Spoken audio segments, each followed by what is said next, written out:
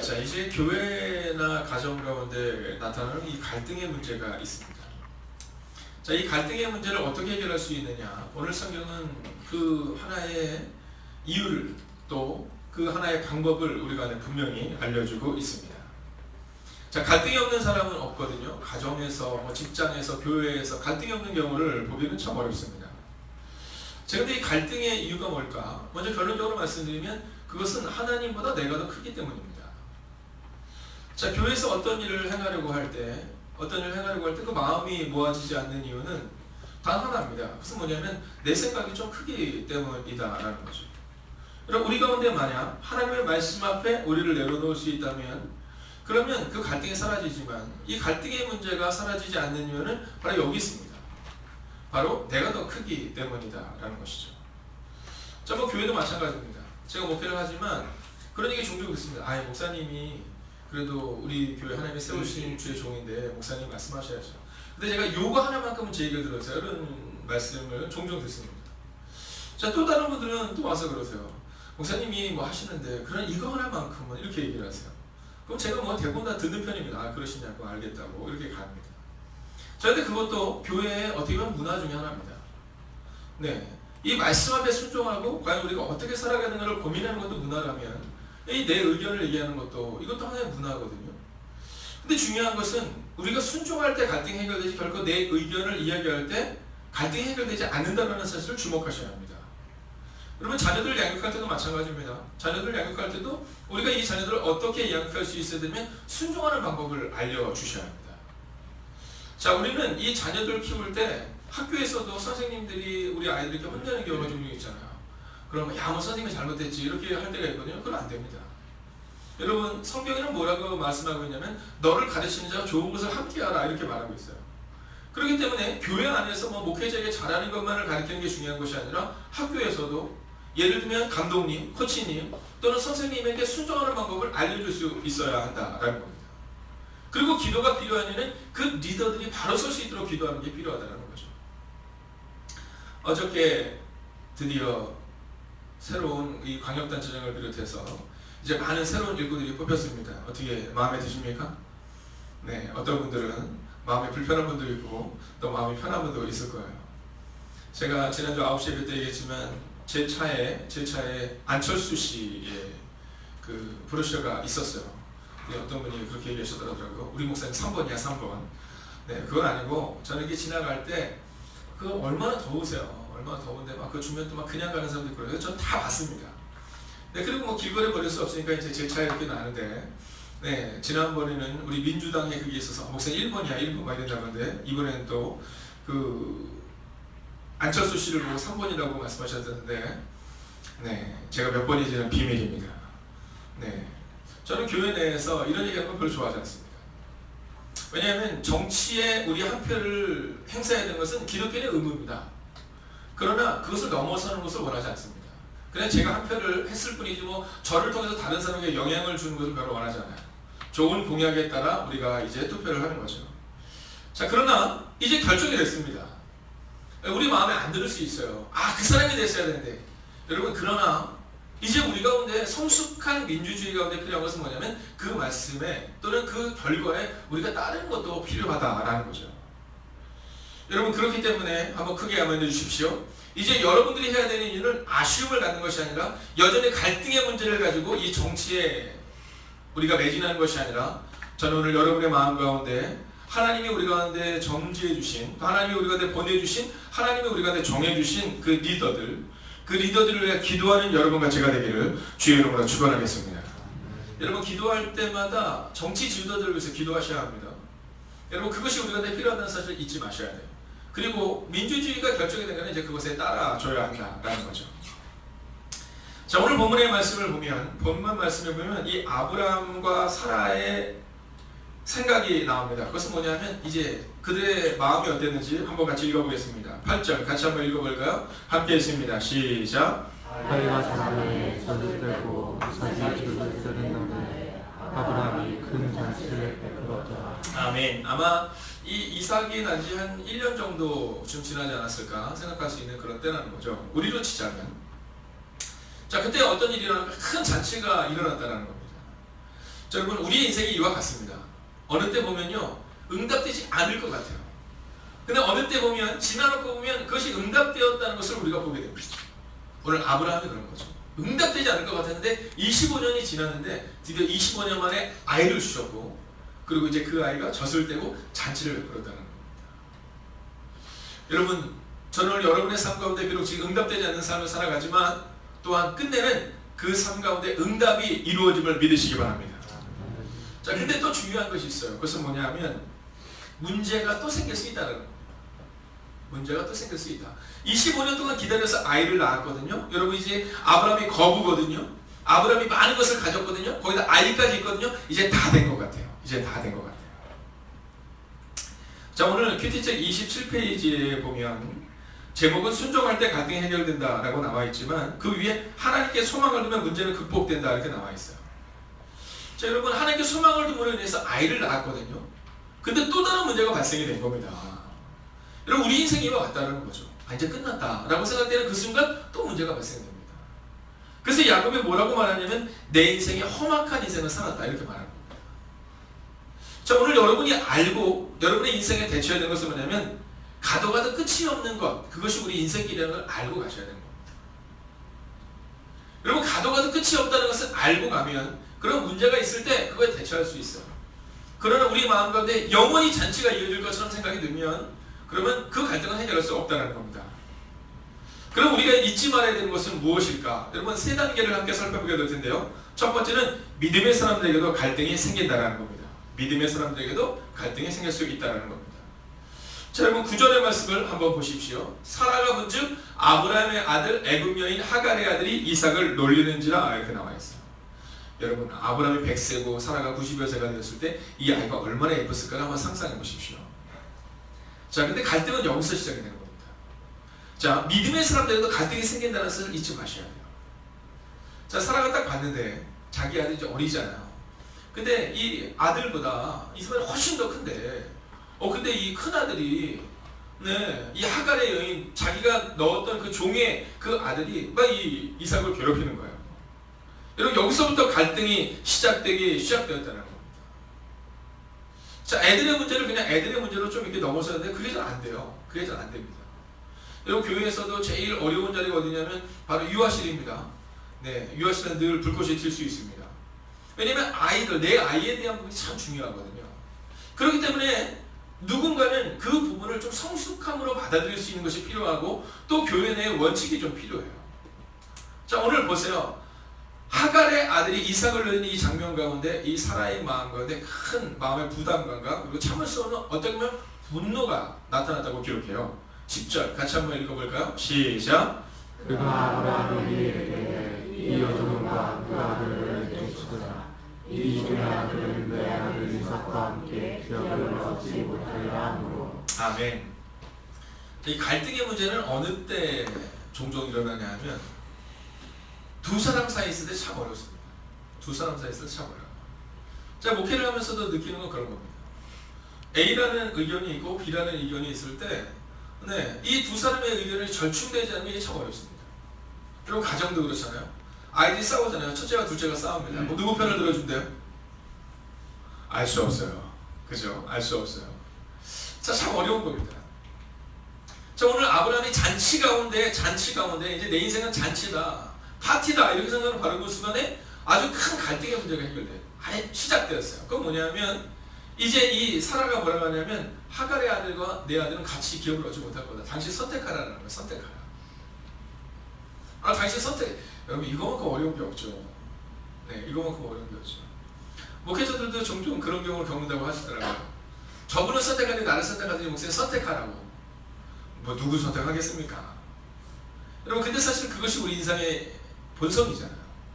네, 나를 좀 더 알아주세요라든가 또 내가 좀 더 중요한 사람이에요라는 거.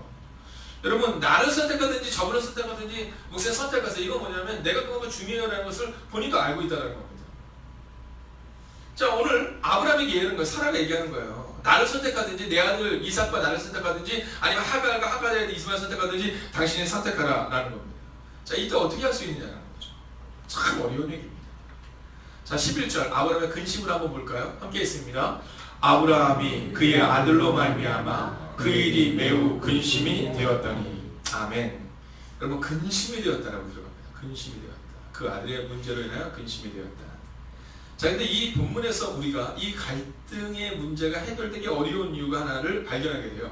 그것은 뭐냐면 그의 아들로 말미암아라는 겁니다. 그의 아들로 말미암아. 여러분, 우리가 11조를 드릴 때 11조를 드리기가 참 어려운 이유 중에 하나가 뭔지 아십니까? 그것은 뭐냐면 그것이 내 것이다라는 고백이 있기 때문에 참 11조를 드리기가 어려운 거예요. 네, 우리가 주일 예배를 드리면 이 헌금을 위해서, 예물을 위해서 기도할 때는 꼭 기도하는 게 있습니다. 그건 뭐냐면 이 예물이 하나님의 것임을 인정하는, 주권이 하나님께 있음을 인정하는 11조 예물, 이렇게 기도해요. 자, 오늘 아브라함의 이 근심이 해결되기 어려운 이유가 어디에 있느냐 하면 그의 아들로 말미암아라는 표현에서 우리가 주목할 수 있다는 겁니다. 자, 아브라함의 마음 가운데 이 아들이 내 아들이 아니라 하나님이 내게 주신 아들, 이러면 근심과 또 갈등이 생길 이유가 없다는 거죠. 근데 오늘 이 아브라함에게는 어떤 근심이 있느냐는 내 아들에 대한 이 갈등이 있는 겁니다.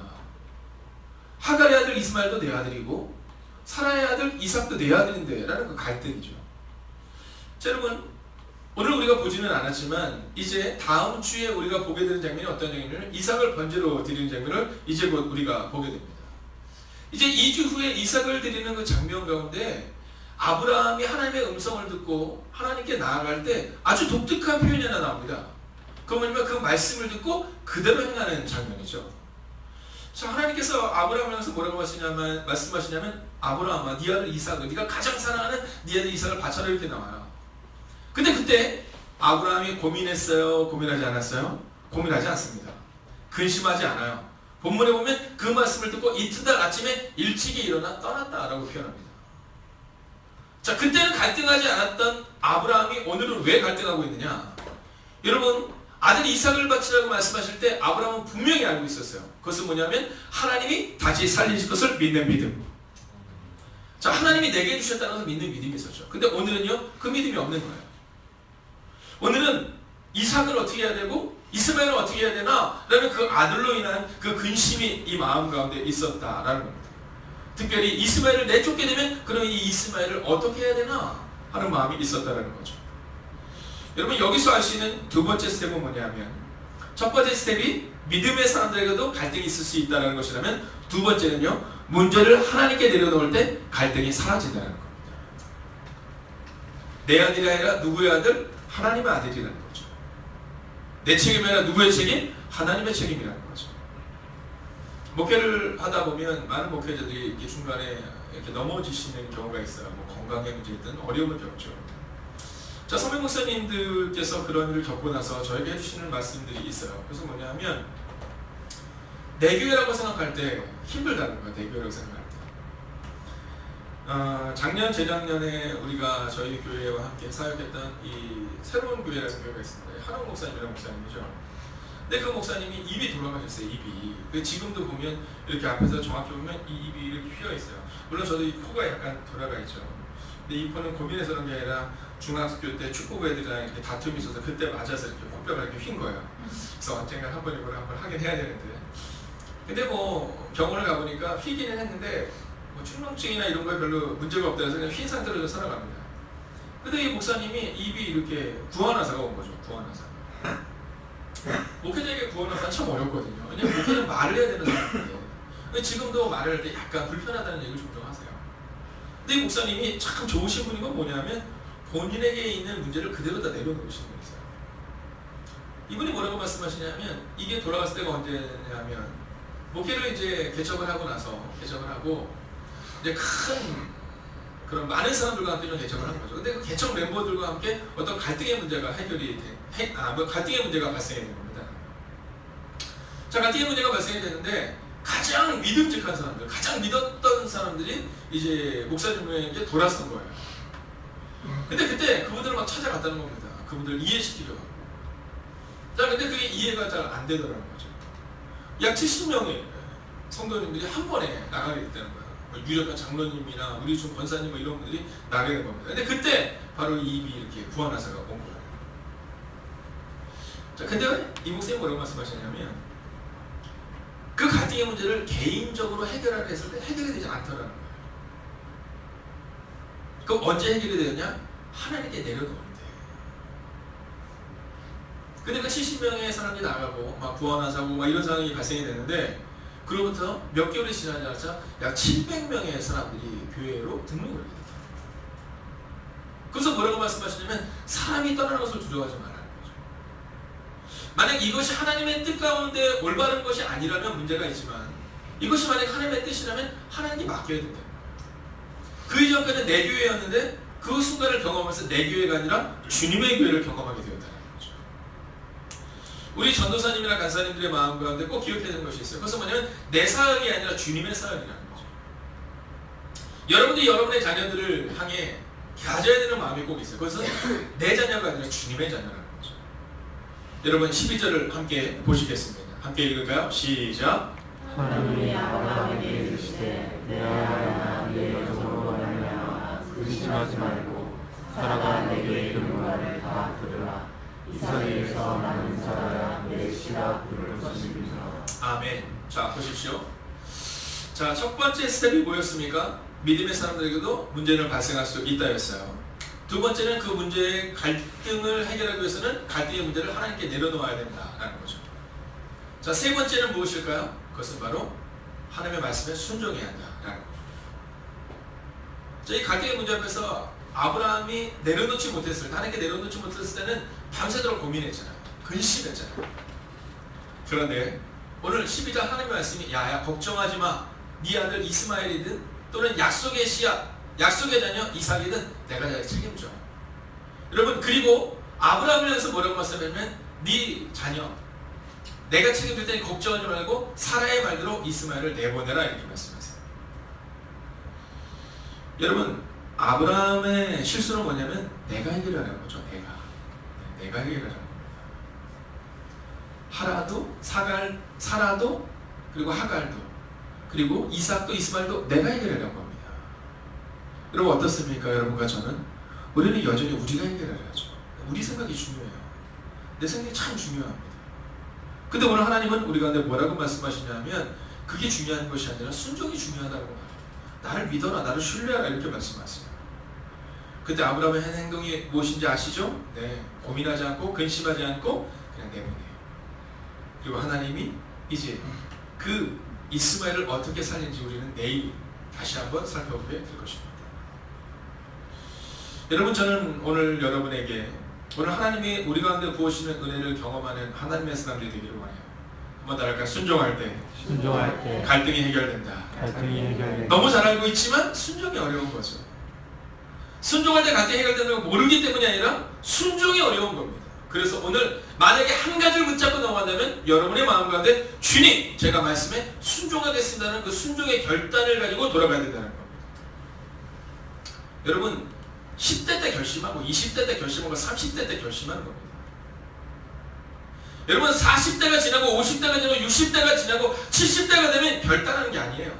그때는 결론을 내는 겁니다. 아직도 순종을 결심한다. 여러분, 이거 10대 20대 때 하는 거죠. 여러분, 집사가 되었는데, 장로가 되었는데, 권사가 되었는데, 목사가 되었는데 여러분 여전히 결심합니까? 우리의 시기는 20대까지는 결심하는 시기라면, 30대까지 결심하는 시기라면 40대, 50대, 60대는 결심하는 시기가 아니라 결론을 내는데요.